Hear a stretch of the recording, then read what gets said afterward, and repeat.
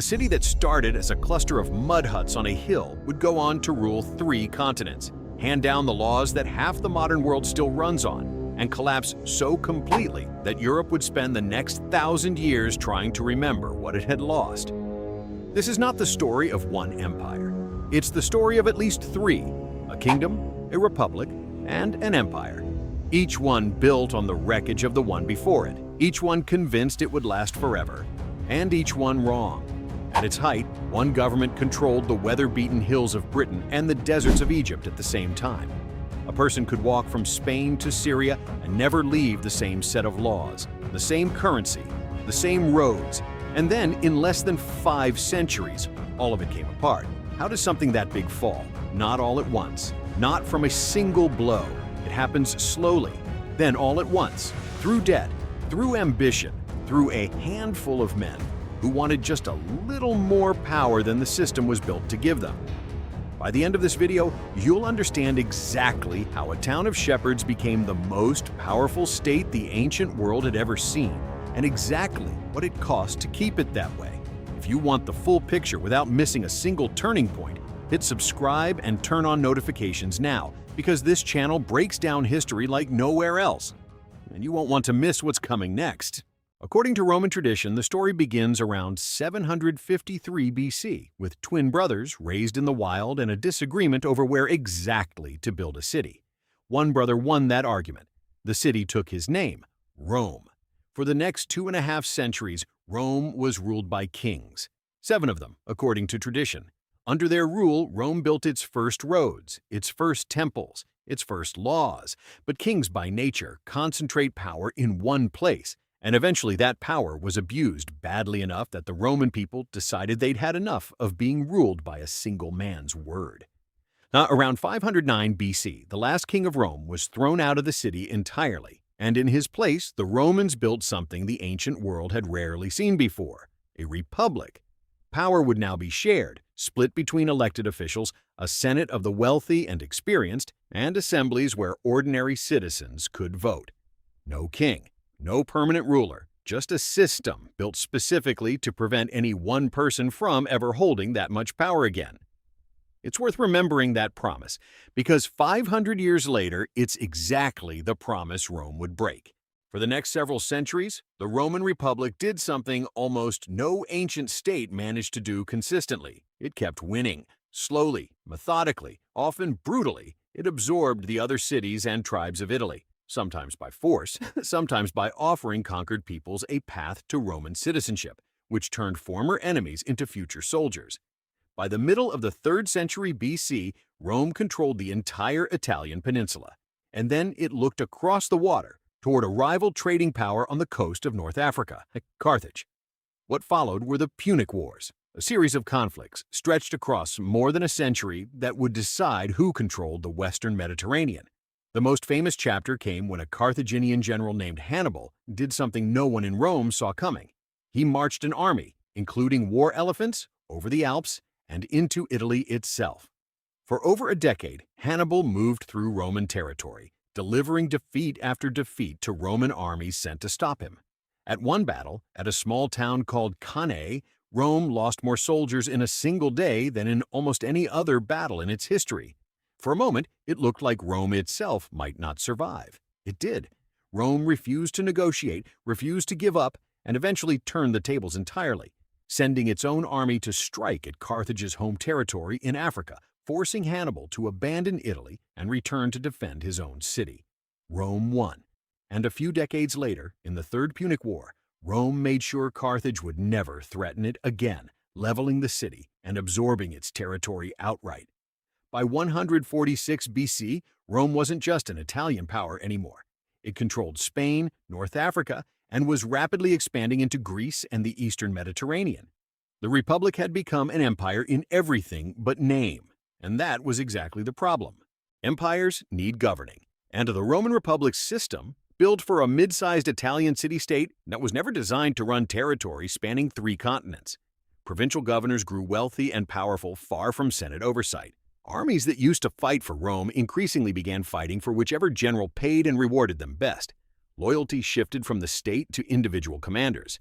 The gap between Rome's wealthiest citizens and everyone else widened into a canyon. Small farmers driven off their land by cheap slave labor flooding in from conquered territories flooded into the city itself, jobless and increasingly angry. Reformers who tried to redistribute land to help them were pushed out of politics, and in more than one case, didn't survive the attempt. Into this instability stepped a series of ambitious men who understood something dangerous, that a loyal army and popular support mattered more than what the Senate said. Marius reformed the military into a professional, permanent force loyal to its general rather than the state. Sulla marched that kind of army on Rome itself to seize power, something that would have been unthinkable a generation earlier. The precedent was set. Then came Julius Caesar. Caesar was a brilliant general, an even more brilliant politician, and completely aware of how fragile the old republican system had become. After conquering Gaul, modern-day France, and building an army fiercely loyal to him personally, Caesar was ordered by the Senate to disband his forces and return to Rome as a private citizen. He refused. Instead, in 49 BC, he crossed a small river called the Rubicon with his army still under his command, an act of open defiance against the Republic itself, and one that made civil war unavoidable. Caesar won that war. He became dictator of Rome, not just for a temporary crisis, as the position had traditionally been used, but for life. To many senators, this looked exactly like the return of kingship the Republic had been founded 500 years earlier to prevent. On the Ides of March, 44 BC, a group of senators, including men Caesar had trusted, cornered him in the Senate chamber. Caesar did not walk out of that room. They believed they had saved the Republic. They were wrong. They had just cleared the way for something far more permanent to take its place. What happened to Caesar in that Senate chamber didn't restore the Republic. It triggered another round of civil war. Out of the chaos, Caesar's adopted heir, an 18-year-old named Octavian, outmaneuvered every rival, including Caesar's former ally Mark Antony, to become the last man standing. In 27 BC, Octavian did something politically brilliant. Instead of declaring himself king, a title Romans still hated, he accepted the name Augustus and quietly retained the Senate, the consuls, and all the old republican institutions, while making sure real power stayed permanently in his own hands. Rome was now an empire, in fact. It would simply keep calling itself a republic for appearance's sake. What followed was roughly 2 centuries of relative stability known as the Pax Romana, the Roman peace. Trade flourished, roads connected the provinces, cities across 3 continents adopted Roman law, Roman architecture, and often Roman citizenship. This was the Rome of the Colosseum, of aqueducts still standing 2,000 years later, of a road network so effective that some of its routes are still used today. But peace didn't mean the danger had disappeared. It had simply moved indoors. With so much power concentrated in a single office, the identity of the man holding it mattered enormously. Some emperors, like Trajan, expanded the empire to its largest territorial size and governed effectively.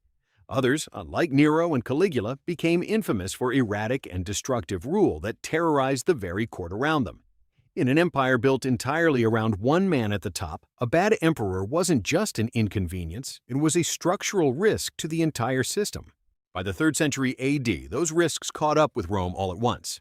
In a 50-year stretch now known as the Crisis of the 3rd century, the empire cycled through more than 20 emperors, most of whom did not leave office peacefully. Meanwhile, the empire's borders came under sustained pressure from Germanic tribes to the north and the Persian Empire to the east. Inflation soared as emperors debased the currencies to pay for endless wars. Now, for a while, the empire even fractured into 3 competing states before being forcibly reunited. The Emperor Diocletian eventually stabilized things, but his solution revealed how unmanageable the empire had become. He split it into 2 administrative halves, Eastern and Western, each with its own ruler, simply because one man could no longer govern something this large fast enough to respond to its problems. Then came Constantine, who reunified the empire under one ruler once more and made a decision that would reshape the following millennium. He legalized Christianity, ending centuries of persecution, and became the first Roman emperor to personally support the growing faith. Within a few generations, under Emperor Theodosius, Christianity became the empire's official religion. It was also Theodosius who, upon his passing, split the empire permanently between his 2 sons, one ruling the west, one ruling the east. That division, in 395 AD, would never be undone. The Western Roman Empire that emerged from that split was already in serious trouble. Its treasury was drained by decades of civil conflict and border wars. Its legions increasingly relied on the very Germanic peoples they were supposed to be defending against, recruiting them as soldiers out of necessity. Its emperors, one after another, struggled to hold together provinces that were slipping from central control piece by piece. Then, in 410 AD, the unthinkable happened. Alaric, leader of the Visigoths, led his forces into the city of Rome itself and sacked it. Rome had not fallen to a foreign force in nearly 800 years. The psychological impact across the ancient world was enormous. If Rome itself wasn't safe, nothing was. The Western Empire staggered on for another 66 years, shrinking with each decade, propped up by a rotating cast of increasingly powerless emperors. Finally, in 476 AD, a Germanic military leader named Odoacer removed the last Western Roman emperor, a teenager with the almost poetically ironic name Romulus Augustulus, sharing his name with both Rome's legendary founder and its first true emperor. Odoacer didn't bother appointing a replacement. There was no need. The Western Roman Empire, after more than 1,000 years in one form or another, was simply over. Here's the detail most people miss. Rome, in a very real sense, did not fully disappear in 476.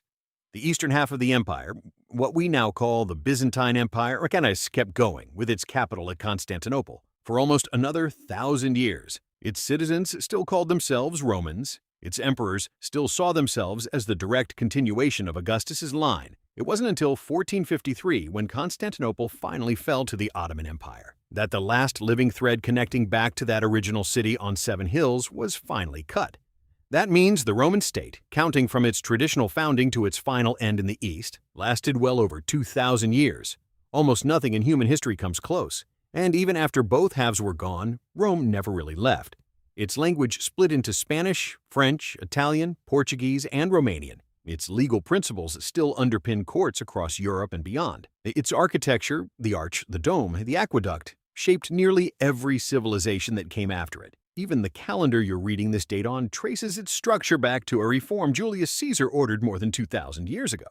Rome didn't just build an empire, it built the template that half the world would spend the next 2 millennia trying to copy, and just as often, trying to avoid repeating its mistakes.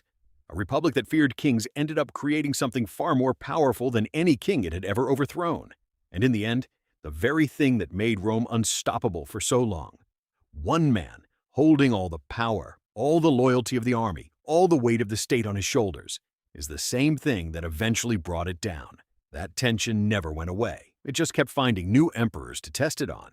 If this kind of deep dive into history is what you're here for, make sure you're subscribed. And let us know in the comments which part of Rome's story you'd want covered in more depth next.